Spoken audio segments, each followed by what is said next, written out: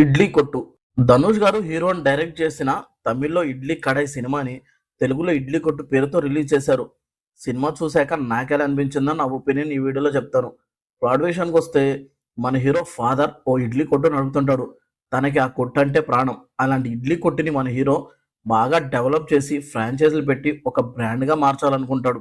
కానీ అది కుదరక సొంత వాళ్ళని వదిలి వేరే ప్లేస్‌కి వెళ్ళిపోతాడు. ఆ తర్వాత చాలా సంవత్సరాల తర్వాత ఒక కారణం వల్ల మళ్ళీ తిరిగి తన ఊరికి రావాల్సొస్తుంది. ఎందుకు వచ్చాడు? వచ్చాక ఏం చేశాడు? అనేదే ప్లాట్. ఇక సినిమా విషయానికొస్తే నాకైతే నచ్చింది సినిమా.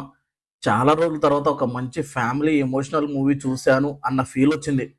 చూస్తున్నప్పుడు మంచి మంచి ఎమోషనల్ సీన్స్‌తో ఏదో తెలియని హ్యాపీనెస్‌తో సినిమాని ఎంజాయ్ చేశాను నేను. సినిమాలో నాకు నచ్చినవేంటంటే క్యారెక్టర్స్ డిజైన్ కానీ, వాళ్ళ యాక్టింగ్ కానీ చాలా బావుంది. ధనుష్ దగ్గర నుంచి ప్రతి ఒక్కరు ఎక్సలెంట్‌గా యాక్ట్ చేశారు. నాకైతే హీరో క్యారెక్టర్ ఆర్క్ చాలా నచ్చింది. ఆ క్యారెక్టర్‌తో వచ్చే ఎమోషనల్ సీన్స్ బాగా అనిపించాయి నాకు.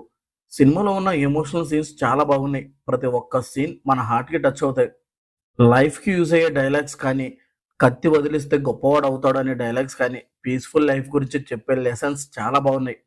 సినిమా చూస్తున్నంత సేపు ఫేస్ పై స్మైల్ ఖచ్చితంగా ఉంటుంది. అంత మంచి సీన్స్ ఉన్నాయి సినిమాలో. సినిమాలో సాంగ్స్ కానీ, బీజీఎం కానీ చాలా బాగుంది. మ్యూజిక్ సీన్స్‌ని హైలైట్ చేసింది. Pure family, village backdrop movies అంటే ఇష్టం ఉన్న వాళ్ళకి సినిమా ఖచ్చితంగా నచ్చుతుంది. మాస్ యాక్షన్ కోసం చూసే వాళ్ళకి ఈ సినిమా నచ్చకపోవచ్చు. ధనుష్ గారు 'రాయన్' సినిమాలో డైరెక్టర్‌గా కొంచెం డౌన్ అయినా, ఈ సినిమాని మాత్రం చాలా బాగా తీశారు. ఎక్కడ బోర్ కొట్టించకుండా సింపుల్ స్టోరీని ఎమోషనల్‌గా చూపించారు. నాకైతే ఈ 'ఇడ్లీ కొట్టు' సినిమా నచ్చింది. మీకు నచ్చొచ్చు. చూసి ఎలా ఉందో కామెంట్ చేయండి. ఈ రివ్యూ నచ్చితే లైక్ చేయండి. మళ్ళీ నెక్స్ట్ వీడియోతో కలుద్దాం. Thank you for watching.